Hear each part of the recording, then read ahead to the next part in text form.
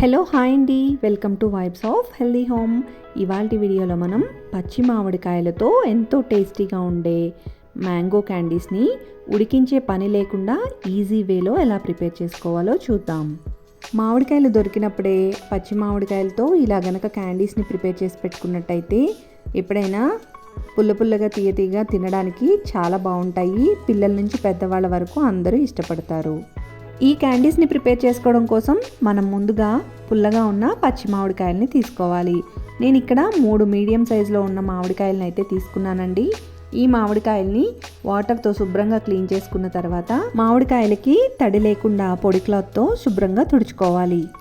ఇలా తడి లేకుండా తుడుచుకున్న తర్వాత ఇప్పుడు మనం ఒక పీలర్ సహాయంతో మామిడికాయకి పై ఉన్న తొక్కని పీల్ చేసుకోవాలి. మనం తీసుకున్న కాయలన్నింటికి ఈ విధంగా తొక్క చెక్కేసుకున్న తర్వాత ఇప్పుడు మనం వీటిని ఒక సైడ్ నుంచి కట్ చేసుకుంటూ పొడవుగా ముక్కలుగా కట్ చేసుకోవాలి.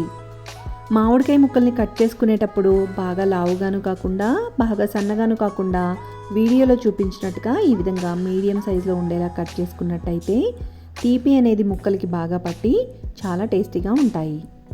ఇలా మనం తీసుకున్న కాయలన్నింటినీ కూడా ముక్కలుగా కట్ చేసుకుని పక్కన పెట్టుకోవాలి. నేను తీసుకున్న 3 కాయల్లోనూ ఒకటి బాగా తయారైందండి, అందుకనే పసుపు రంగులోకి వచ్చింది, అయినా కూడా పుల్లగానే ఉంది.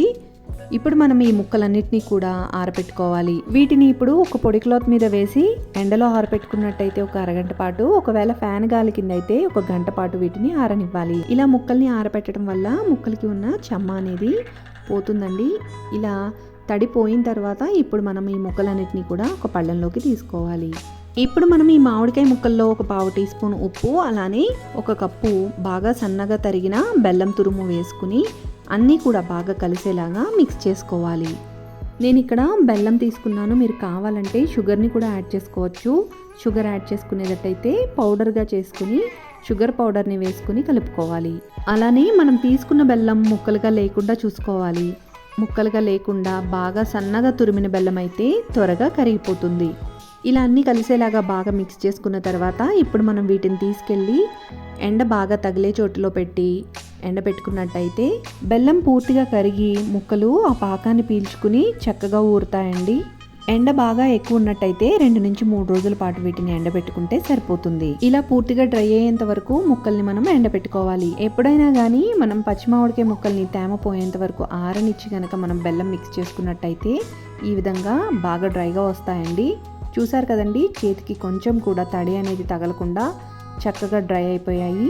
మనం పచ్చి మామిడికాయలతో ఈ విధంగా క్యాండీస్ని కనుక తయారు చేసుకుని పెట్టుకున్నట్టయితే అన్సీజన్లో కనుక మనకి మామిడికాయ తినాలనిపిస్తే ఎప్పుడైనా తినడానికి వీలుగా ఉంటుంది. ఇలా తయారు చేసుకున్న మ్యాంగో క్యాండీస్ని ఒక ఎయిర్ టైట్ కంటైనర్లో పెట్టుకుని స్టోర్ చేసుకున్నట్టయితే 6 నెలల నుంచి సంవత్సరం పాటు వీటిని మనం నిల్వ ఉంచుకోవచ్చు.